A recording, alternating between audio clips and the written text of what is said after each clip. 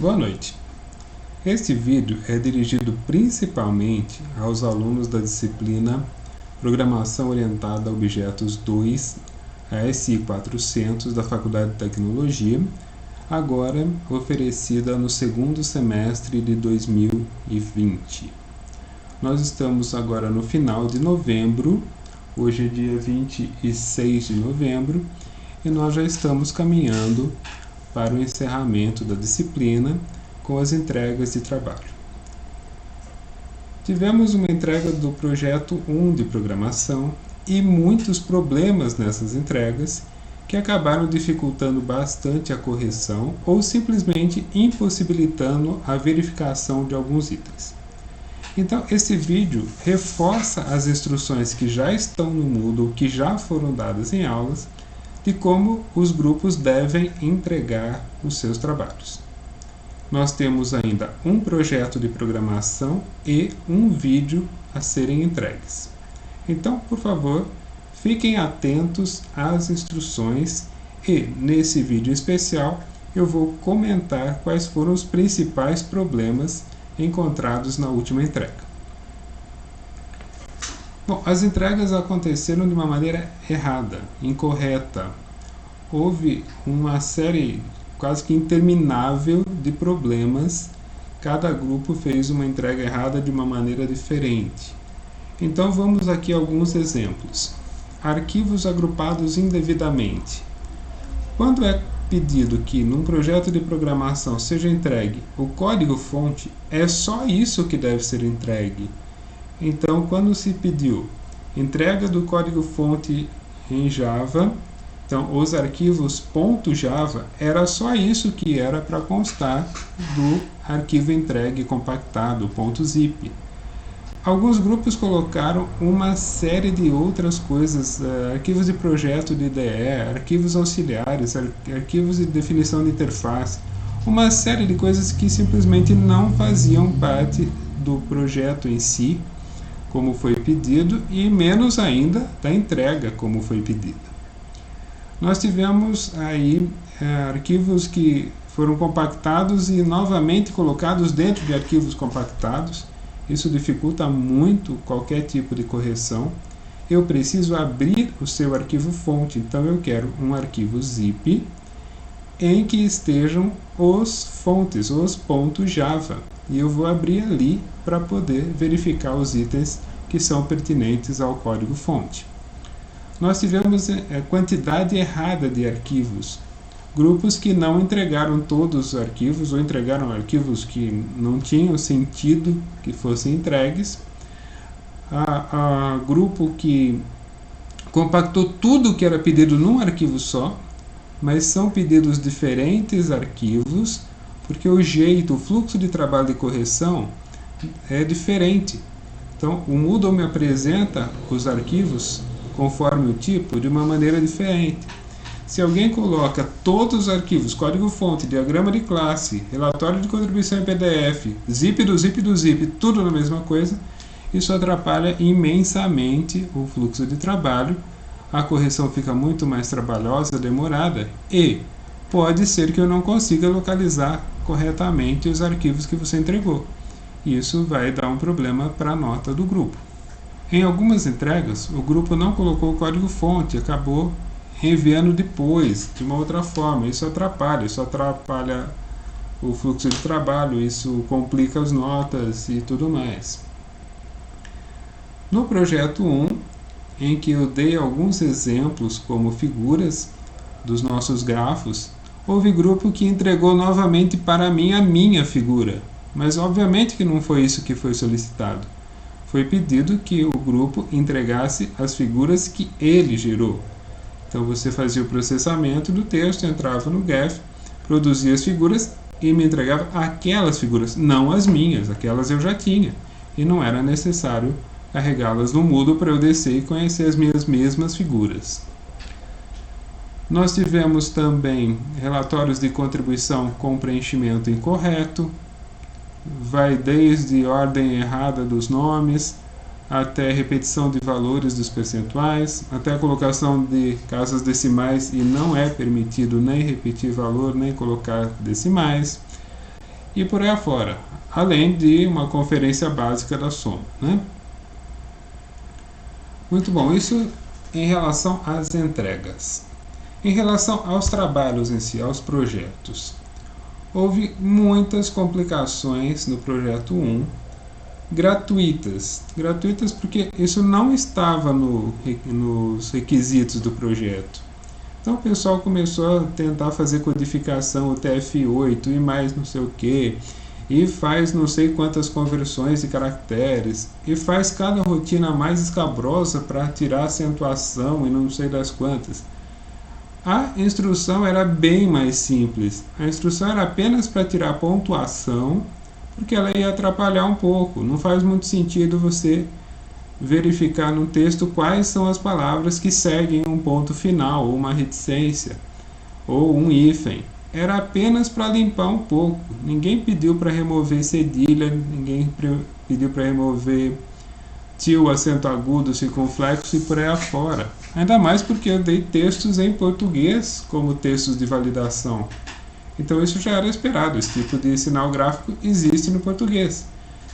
A instrução era para simplificar a vida, e os grupos conseguiram fazer uma complicação danada, gastaram muito mais código e acabaram em alguns casos se complicando, errando esse código, para fazer aquilo que não era pedido. Gastaram tempo e o resultado foi bem abaixo da expectativa. Nós tivemos programas sem os comentários Javadoc, que é alguma coisa que eu realmente não consigo entender. Porque vocês têm muito tempo, cada projeto tem pelo menos 3 semanas de tempo livre para ser executado, e eles foram dados com muito mais antecedência. Então, se o grupo fez o trabalho, qual é a dificuldade de fazer os comentários que vão gerar a documentação através do Javadoc? Eu pedi, está na instrução, reserve um tempo para isso. E cada vez que o grupo não põe isso, além de perder uma grande oportunidade de saber como documenta código, acaba perdendo nota, vamos dizer assim, de graça. O trabalho está pronto, é só dizer o que faz e quais são os parâmetros dos métodos, por exemplo.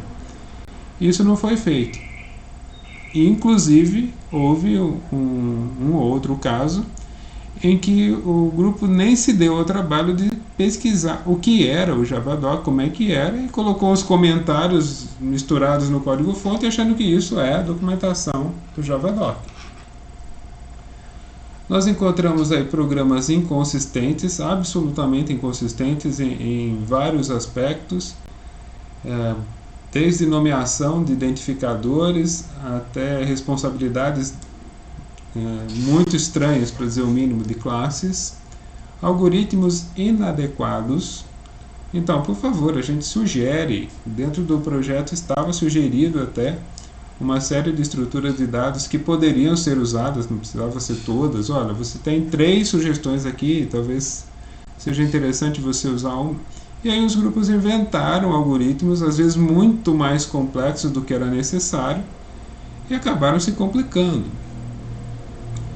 Nós vimos também códigos bagunçados, com trechos de códigos inutilizados por comentários, ou seja, o código está poluído, tem código que o grupo colocou, depois se arrependeu, comentou, deixou como teste, deixou comentário, fica um código completamente poluído, dá uma má impressão para quem lê. Códigos em que espaçamento era completamente fora de propósito, um bloquinho, 4 a 5 linhas de espaço, uma linha, uma chave que fecha lá embaixo, depois um código todo compactado. Pessoal, eu já falei que a gente tem que fazer um código bem feito, arrumado. Tira as linhas que estão sobrando, põe as linhas que estão faltando de espaço, usa o formatador do seu IDE, que ele faz uns milagres para deixar o seu código bem formatadinho. Então, essas coisas geram perda de nota, porque um dos critérios é a consistência do programa, outro critério é a qualidade do código, e vocês às vezes fazem um programa que funciona, que atende os requisitos funcionais, mas que acaba perdendo nota, acaba sendo mal avaliado, porque há uma série de problemas dentro do código fonte. Nós já comentamos várias e várias vezes que não nos interessa um programa que atenda só à funcionalidade, ou seja, um programa que só funciona. Ele tem que ser bem escrito. Nós estamos num ambiente acadêmico, nós estamos ensinando e aprendendo programação e tem que ser feito de uma forma correta. Não é para fazer gambiarra. Nós vimos também soluções muito complexas.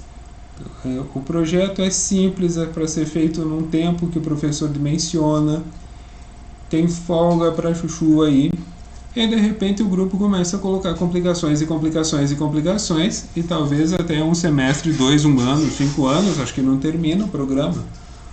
Mas está fazendo uma série de coisas complicadas de graça. Não está adicionando funcionalidade, não está adicionando qualidade, não está implementando uma engenharia de software de melhor nível, ou então implementando design patterns, está simplesmente complicando o que foi pedido. Não era isso que era para ser feito. Nós, por outro lado, não vimos nenhum recurso extra, ou praticamente nenhum recurso extra.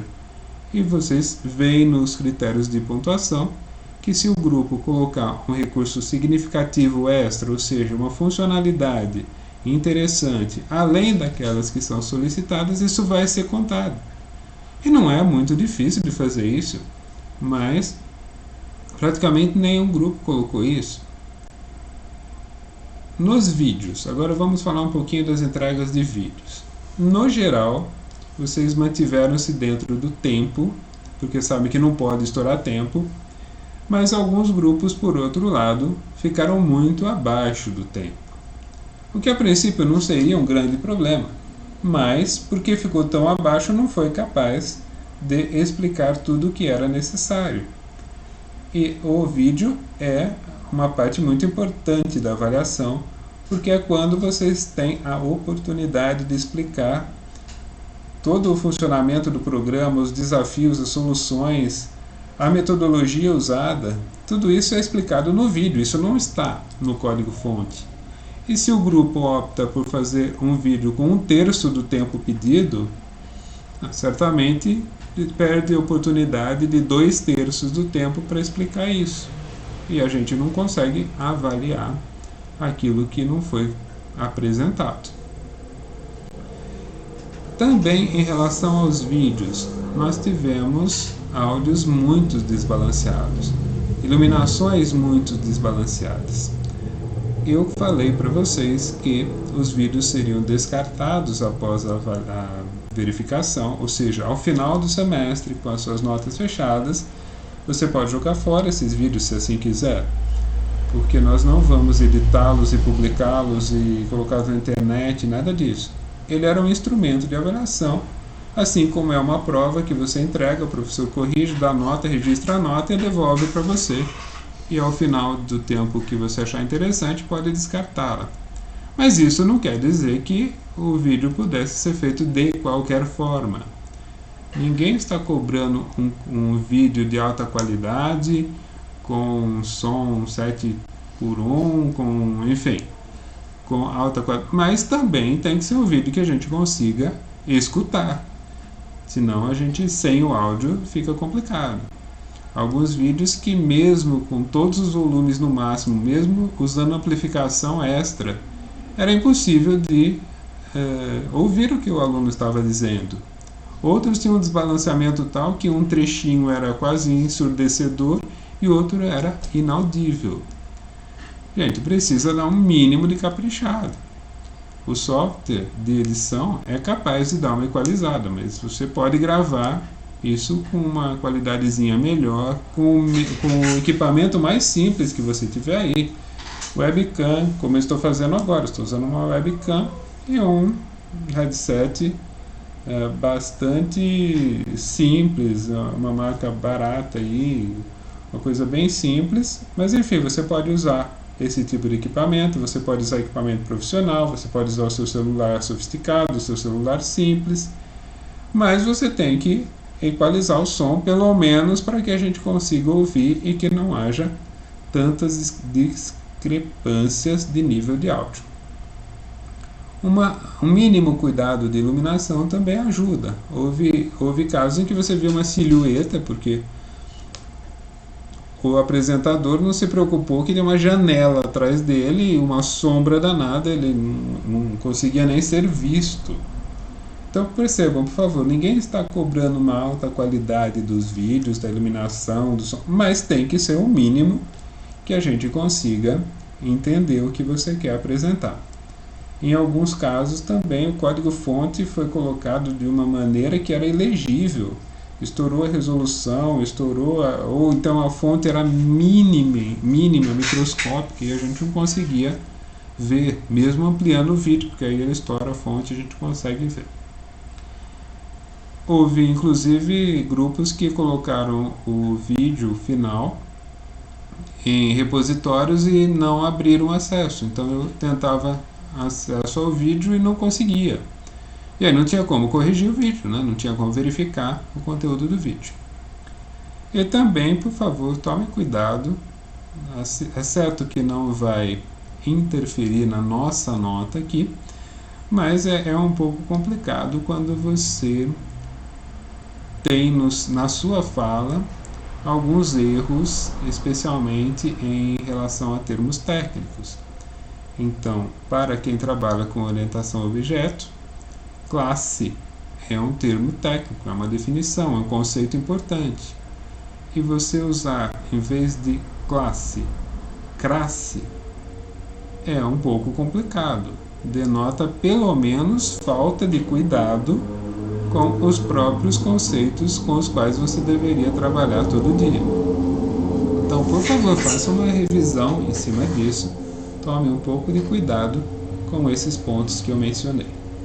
Para as próximas entregas, então, por favor, sigam bem rigorosamente as instruções que estão no Moodle. Coloquem o número de arquivos que está solicitado. Não compactem zip dentro de zip. Não coloquem arquivos que não são pertinentes ao que se pediu dentro do seu zip.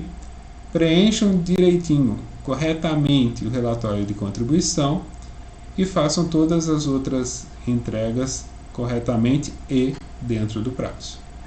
Obrigado, até a próxima.